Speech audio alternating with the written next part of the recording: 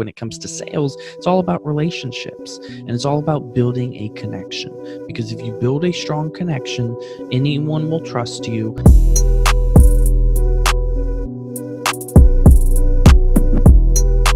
I'm piggybacking what you're saying, because you're crushing it in sales clearly, and I want to actually hear a little bit about what you think allowed you to sell 38, sell 50, sell 125 in the span of 3 years when the typical average agent is selling 6. So maybe let's talk about sales for just a little bit, and then I want to transition into the operation side. So I think, because we're in the people business, I'm curious just to hear what you think allowed you to really gain clearly a lot of some momentum into that space. Yeah, for sure. Yeah, that's a great question. I get asked that a handful of times.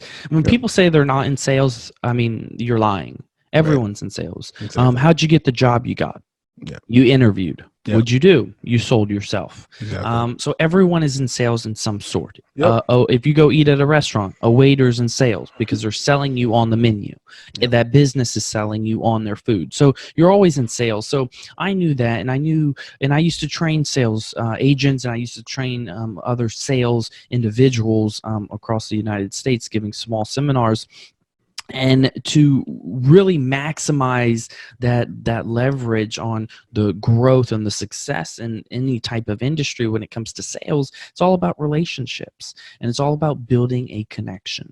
Because if you build a strong connection, anyone will trust you. And if the product is good, and I will not sell a product, or I will not pitch a multifamily deal that I would not, one, personally live in, two, put my mother in, or me invest in.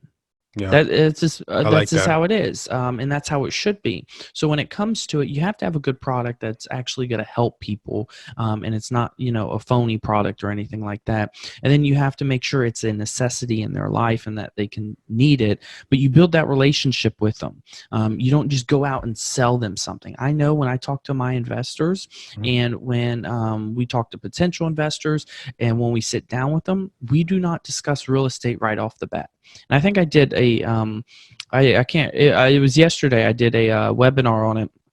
And I said, when you sit down with someone, if it's real estate, if it's whatever you're doing, build relationships with them first. Talk about their family. Find out, care about their family. Get to know them as a person, and then slide in to, if it's real estate, or if it's buying a transaction, or buying an investment property, or investing alongside you, slowly go into it. But build relationships with them. Care about these people, because this is a long-lasting business. I'll be in this business next 100 years. I know you will too. Yes, sir. And relationships are key, and you have to build it for long-term. This is a long-term play. So it's really building strong relationships with the individuals. I started out with open houses. I did 75 open houses my first year. And the first thing I did is I figured out how to do a great open house, and how it would maximize the traction in there that would then maximize my sales. But it's how I built relationships with it. I didn't try to sell the house. I built relationships first with the individual, and then I knew my market to go ahead and sell them on other neighborhoods.